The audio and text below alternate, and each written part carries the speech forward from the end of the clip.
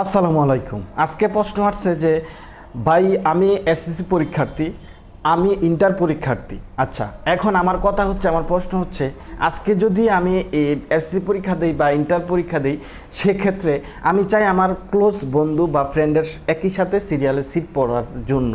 এখন আমার যে দেখেছি আমার বড় ভাইরা দেখা গেছে আমার সিট একই সাথে পড়ার কথা, দেখা গেছে আমার ফ্রেন্ড পড়ছে, আমার ক্লোজ ফ্রেন্ড পড়ছে সামনের বেঞ্চে, আমি পড়ছি একই রুমের একবারে পিছনে।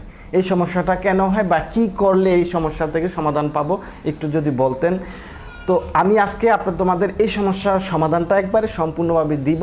এর কতগুলো নিয়ম, কতগুলো রুলস আছে, এই নিয়ম রুলসগুলো যদি তোমরা ঠিকভাবে পালন করো তাহলে তোমাদের সিট যেভাবে চাও ঠিক সেভাবেই বসবে, তোমার ফ্রেন্ডের আশেপাশেই থাকবে।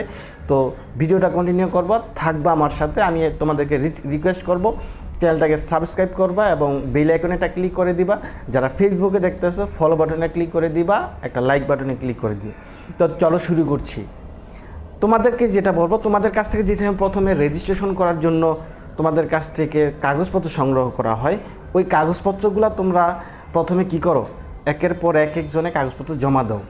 দেখা গেছে কাগজপত্রগুলো যে ওই কাজটা করে, যে প্রতিষ্ঠানের যে শিক্ষক বা যাই যে কাজটা করে, ওনার হাতে এই কাগজপত্রগুলো কিন্তু আলাদা আলাদাভাবে সিরিয়াল অনুযায়ী কিন্তু সাজানো থাকে।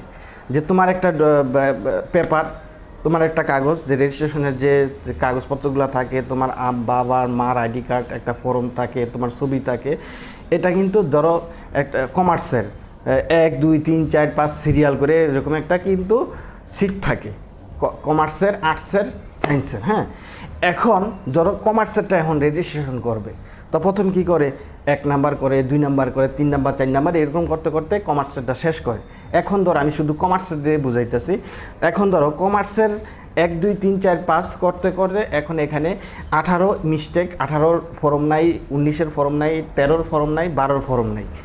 ফর্ম নাই কারণ কি? কারণ হচ্ছে এই যারা যে সময় ফর্ম স্যাররা কানেক্ট করতে যায় স্টুডেন্টের কাছ থেকে, ওই সময় তারা বাবার আইডি কার্ড পায় না, মার আইডি কার্ড পায় না, বা ফর্মের ঠিকমতো পায় না, বা রেজিস্ট্রেশন করার মতো অনুমতি পায় না স্কুল থেকে, যে রেজিস্ট্রেশন ফি জমা দেয় না, তাদেরটা কিন্তু পরে করানো হয়।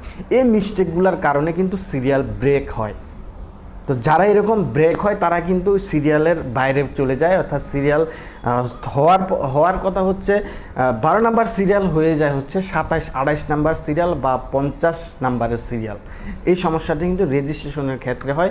ওই সময় কিন্তু তোমার সিট কি উলটপালট হয়ে যায়। এটা একটা উলটপালট হওয়ার কারণ। আরেকটা উলটপালট যেটা মেইন কারণ, সেটা হচ্ছে ফর্ম ফিল আপ করার সময়। ঠিক সেম কারণে ওই সময় কিন্তু তোমার কাছ থেকে আর কিন্তু এরকমভাবে ফর্ম সংগ্রহ করে না। ফর্মটা সংগ্রহ আসে হচ্ছে অনলাইন থেকে সরাসরি। এখানে অনলাইনে 3-4টা পেজ থাকে।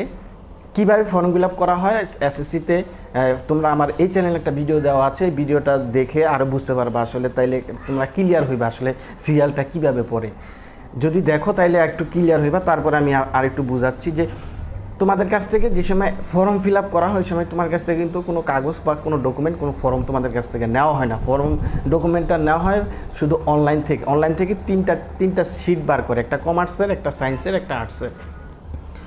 ধরো সাপোজ কমার্সের 1 2 3 4 5 যারা আছে প্রত্যেকে একটা সিট বের করে। এই সিটটা প্রথমে যে একজন স্যার দায়িত্ব থাকে যে টেস্টে পাস করছে কে কে, যারা টেস্টে পাস করে টেস্টে পাস করে অর্থাৎ এসএসসি পরীক্ষা দেওয়ার জন্য ফাইনাল চূড়ান্তভাবে নির্বাচিত হয়েছে যারা, তাদেরকে সিলেক্ট করে।